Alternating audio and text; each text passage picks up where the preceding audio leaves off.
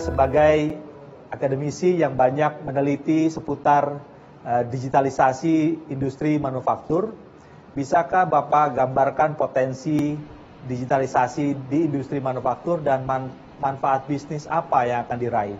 Silakan Pak. Oke, terima kasih pada moderator Pak Ricardos. Jadi begini ya, keunggulan industri manufaktur saat ini itu untuk berhasil berkompetisi dan eksis, menurut saya yang mampu mencapai global market, global reach, adalah dengan yang mampu menerapkan 4+1. Ini selalu saya sampaikan sebagai 4+1. 4-nya itu adalah 4-nya itu sudah cukup lama, sudah beberapa dekade belakangan. Kemudian yang satunya itu adalah yang cukup baru, 1 dekadean. Yang 4 itu adalah pertama kemampuan untuk meningkatkan kualitas produksi, high quality product. Kemudian yang kedua adalah kecepatan untuk mempersingkat waktu delivery. Jadi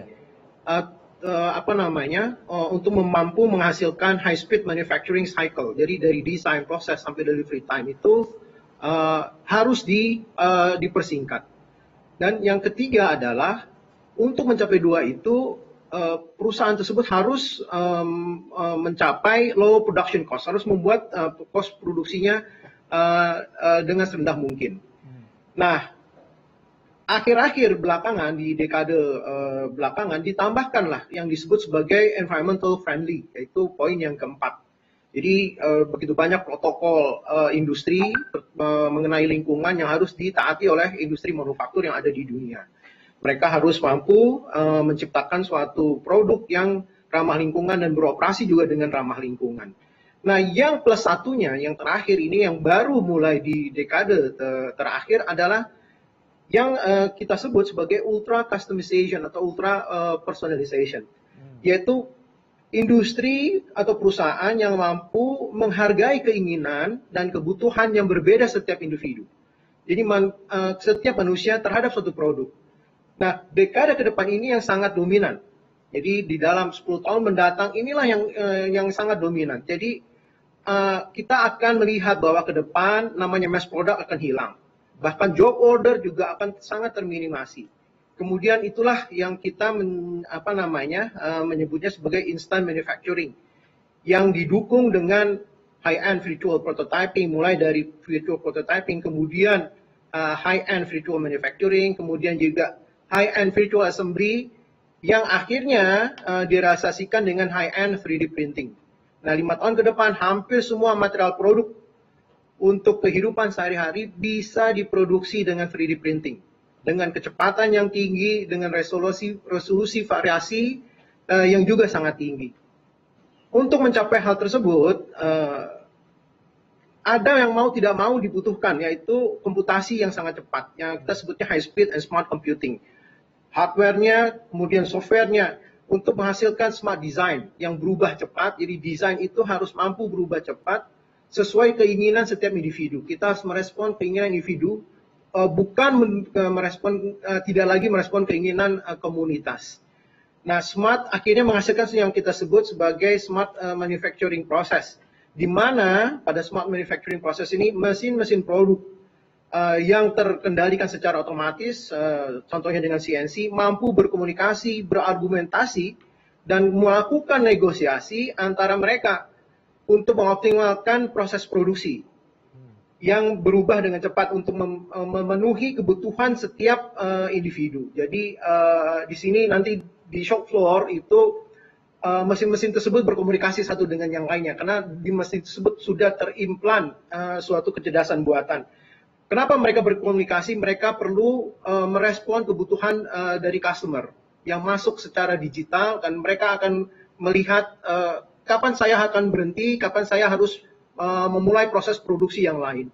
Nah, ini ke depan dalam 10 tahun ke depan ini akan menjadi suatu realitas, di mana di situ manusia sudah tidak lagi melakukan intervensi terhadap proses itu sama sekali secara langsung.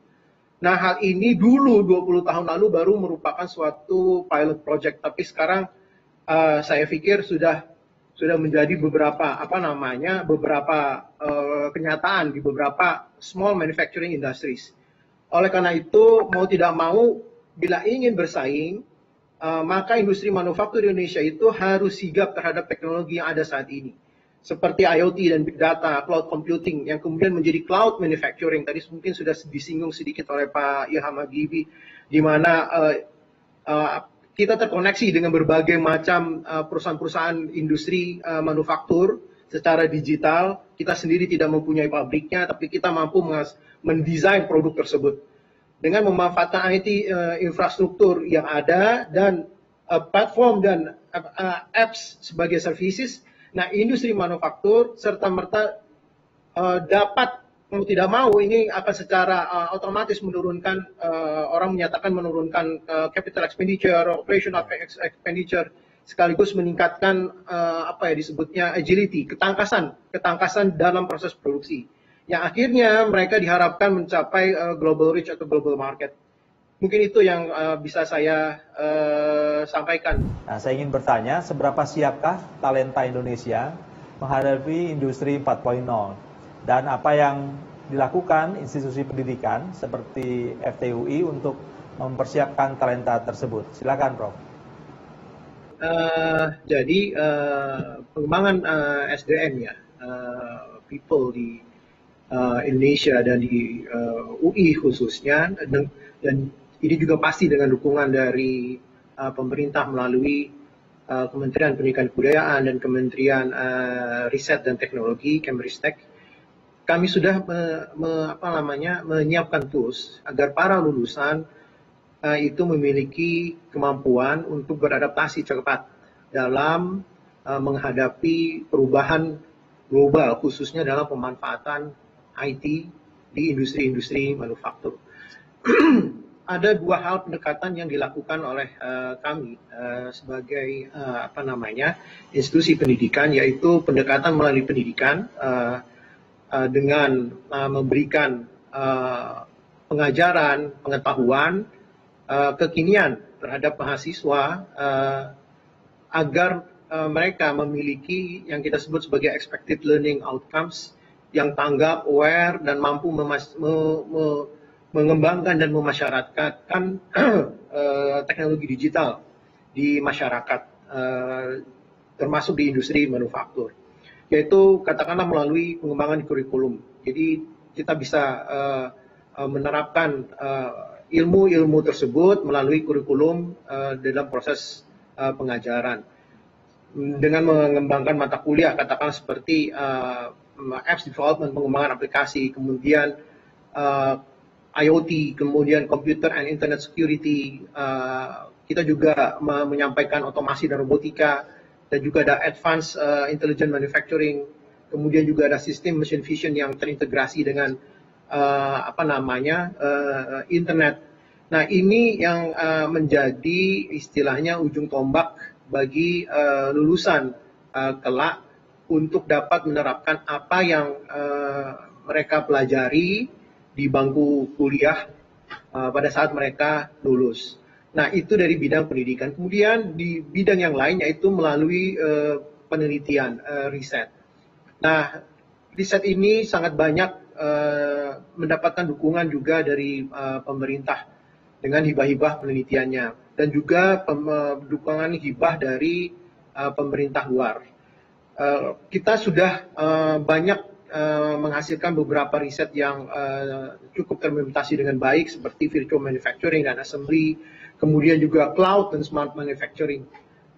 Sekarang bahkan kalau dari lab kami sendiri, kita mengembangkan yang kita sebut sebagai digital twins, di mana proses ini kita menduplikasi suatu proses aktual, kemudian kita duplikasi secara virtual, sehingga proses tersebut dapat selalu berjalan secara optimal. Nah, ini terkontrol secara digital dan remote. Nah, ini yang kita harapkan bisa menjadi salah satu pionir di dalam industri manufaktur yang ada. Nah, perlu saya sampaikan juga bahwa tadi mungkin sudah sedikit dibahas di sesi pertama, keberpihakan dari pemerintah terhadap industri manufaktur, terhadap SDM itu memang sangat penting. Dalam artian pemerintah perlu membuat suatu patron atau pola sehingga baik itu SDM maupun industri yang ada di Indonesia memiliki tingkat awareness yang tinggi, tingkat adaptasi yang tinggi terhadap pengembangan dan aplikasi dari digital manufacturing ini atau digital technology, sehingga kita tidak selalu mengekor atau mengikuti, bahkan mungkin terlindas oleh industri dari luar. Mungkin itu yang bisa saya sampaikan.